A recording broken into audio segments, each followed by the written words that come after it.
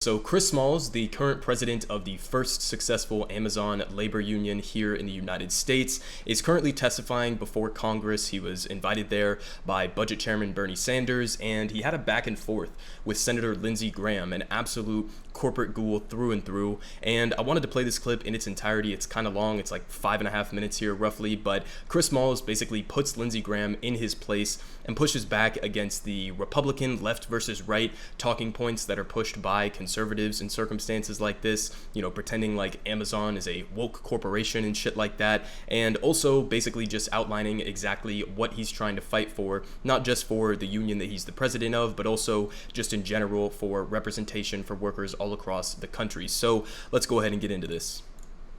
Thank you for having me. Well, first off, I want to address Mr. Graham.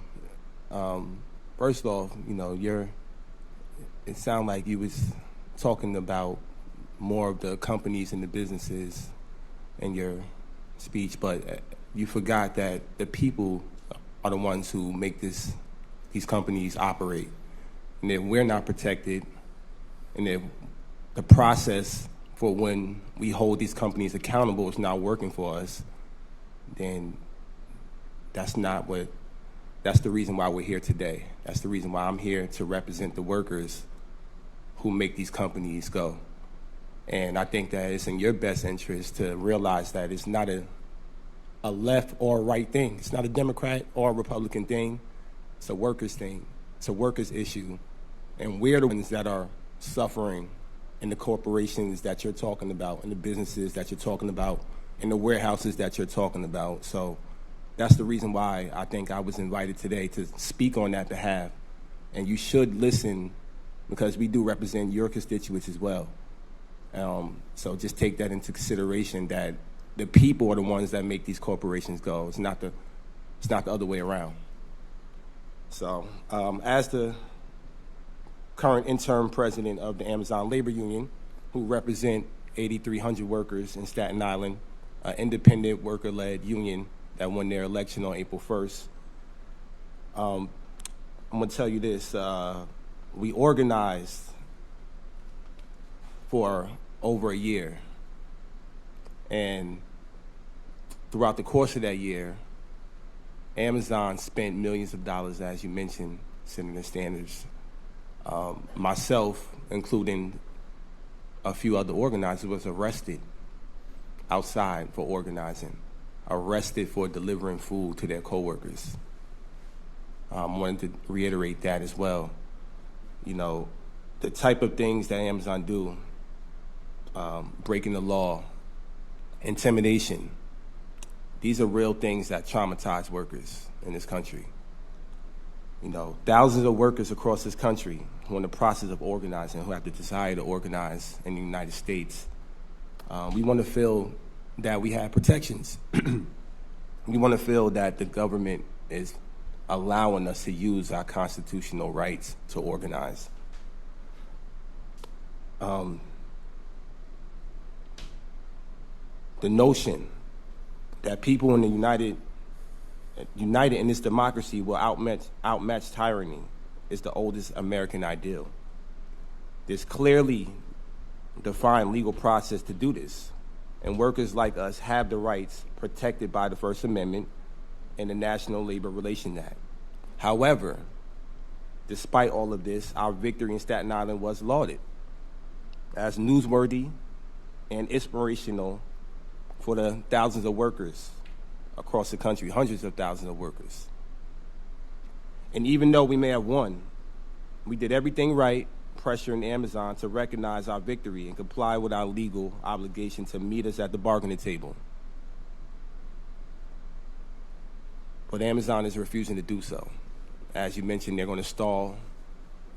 They filed 25 objections, and they got the NLRB to move the hearing to a whole nother location.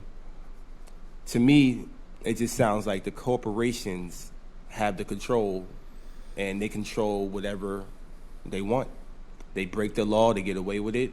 They know that already, that breaking the law during these election campaigns won't be resolved during the election campaigns.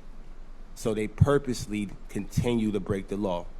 For example, we filed over 40 ULPs in 11 months. Most of them quite a few of them got merit for further action. Some of them even got injunctions. For example, Gerald Bryson was fired 2 years ago. Finally, over 2 years later, there's a 10J in motion for his reinstatement. Another prime example, Daquan Smith was fired by the company for organizing. He's still out of a job. He's living in a shelter right now. We raised money through GoFundMe. These are just a few examples, including myself, who's been out of a job for the last 2 years. I want to just end off by saying this. We need to pass a PRO Act so that workers are protected and workers are encouraged to organize. And if that don't work, I'm going to let you know right now that on behalf of the Amazon Labor Union and the hundreds of thousands of workers across this country, that we will continue to organize. And once again, I want to remind you that this is not a left or right thing. This is a working class issue. And the workers at the bottom are the ones who make these corporations go. Thank you. All right, so that was fucking amazing. I mean, listen, Chris Smalls is a rising star right now on the left. And I don't mean that in, the sense that we should make him some individual superstar or anything like that or treat him like a celebrity. He wouldn't want that. And something that he hammers home relentlessly is that, no man is an island. And obviously this was the result. The first successful Amazon union was the result of, hundreds or dozens at least of organizers and workers who are putting themselves out there on the front lines, risking their jobs, risking their livelihoods in order to make this happen. So, credit to him, first off, for committing to that organizing effort, being successful, forming the first Amazon union against one of the largest corporations in the world, one of the richest men in the world in Jeff Bezos, and finally giving those workers at this one facility some form of democratic representation against the tyranny, as he called it, of the capitalist system or of corporate America as we know it right now. So, again, credit to him, but even just looking at him, I mean, dude he got fired from Amazon. Okay, think about this train of events that happened. He got fired from Amazon for attempting to organize a walkout in protest of their lack of COVID safety protocols and resources available for workers and information on who was getting COVID and etc. So he staged a walkout. He got fired for that. He then turned around and spent the next year organizing this facility, putting in hours, tirelessly doing it when there were no cameras, when there were no politicians who were there standing alongside him, and he managed to pull that off. And now he's sitting here in Congress, staring down Lindsey Graham square in the eyes, wearing an Eat the Rich jacket, okay, and describing to him how corrupt our system is right now, how biased it is against workers and on behalf of corporate America, which is something that a senator like Lindsey Graham should be fully aware of, given that that's his entire job, is to serve corporate America. So, even just at face value, this is fucking amazing that we actually got Chris Smalls to appear in Congress. Now, apparently he is going to be visiting President Biden, I guess, in the White House today, so that's also fantastic. And I guess, credit to Biden for, it's a little bit late at this point, but credit to Biden for doing this if he actually does follow through, and obviously credit to Bernie Sanders for making this hearing happen. But every single thing that he just said in there was 100% accurate, right? This isn't about a left versus right issue. That's how the capitalist class wants to portray this issue, so that they can try to divide and conquer workers. That's a textbook strategy under our capitalist formation of the economy. And so what he's trying to get at there is that it doesn't matter what your particular political opinions are, or whether you like the Democratic Party or the Republican Party, or whether you're an independent and you hate them both. That's not the point. The point is that at these corporations, especially one like Amazon, at these gigantic multinational billion-dollar corporations, it's not the Jeff Bezos of the world, it's not the Elon Musks of the world that are providing the value for these companies. It's the Chris Smalls of the world. It's all of these average workers, the delivery drivers, the warehouse workers, etc., that are actually providing the value that makes somebody like Jeff Bezos worth hundreds and hundreds of billions of dollars. And so his point there is just, no matter what your particular political opinions or your party affiliation happens to be, this is about workers versus capitalists. That's all that it's about. And so you have to overcome a lot of those, political disagreements in order to exercise that collective power to make demands from from the capitalist class or to make demands from these corporations that don't give a shit about your humanity. I mean, we just saw the other day, one single day after the election votes were counted at that second Amazon labor facility, or that second Amazon facility that was trying to form a labor union. They ended up failing. But one day after those votes were counted by those workers, Amazon decided to change their policy on COVID sick leave or paid sick leave for their workers. So they don't give a shit about your humanity. They will never give you anything by default. They will push you down and extract as much surplus value from your work as they are legally, or in many cases even illegally, able to get away with. And that's exactly another point that he was making in that, is that from the perspective of a Amazon executive or whatever the corporation, a Starbucks executive, it makes sense for them during these elections to break the law, to engage in illegal union busting activities, because they know if they're ever punished for it, worst case scenario, they're going to get a fine, which is absolutely no problem for a $1 trillion corporation like Amazon. Maybe they'll get a tiny fine, or maybe worst case scenario, they'll have to redo the election. But as he was pointing out there, the intimidation factor has already set in for workers. The propaganda that workers are subjected to, the anti-union propaganda that they're subjected to, has already set in. And so from the perspective of these executives, of these capitalists, of these corporations, it's worth it for them right now in their internal calculus to break the law in order to prevent these unions from forming, regardless of if they have to spend millions of dollars or hundreds of millions of dollars in order to make it happen. It's in their best interest financially to prevent these unions from forming, because those unions, they know, would give these workers the ability to make demands. And that, at the end of the day, is the core point here. Again,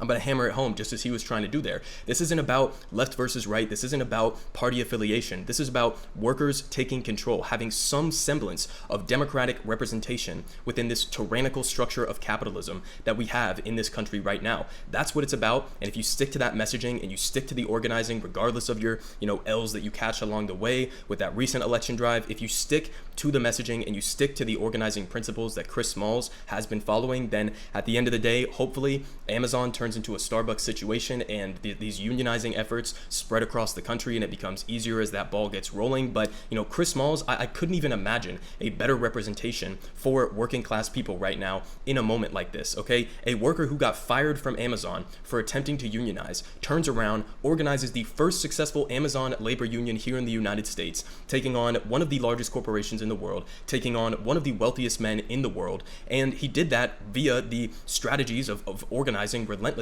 again, when the cameras weren't there, when the politicians weren't there, and he put in the groundwork in order to make that happen. So if you can stick to that, you can stick to the rhetoric, you can stick to building that gap or closing the gap between different workers, making sure that capitalists are not allowed to divide and conquer in order to isolate workers and make them give up their ability to collectively bargain for better pay, better benefits, etc. Well, that's the strategy that you need to stick with and go with. And it appears like Chris Smalls is arguably the best person you could have possibly asked to fit this position right now. And again, credit to Bernie Sanders for inviting him to give these types of responses to massively corrupt senators like Lindsey Graham. And I guess depending on what we see later today, credit to Joe Biden as well for, number one, having a decent NLRB. It's still underfunded, it's still under-resourced, but having a decently aggressive NLRB. And then also, I guess, semi-credit to him for inviting Chris Smalls to the White House, but we'll have to see how that plays out.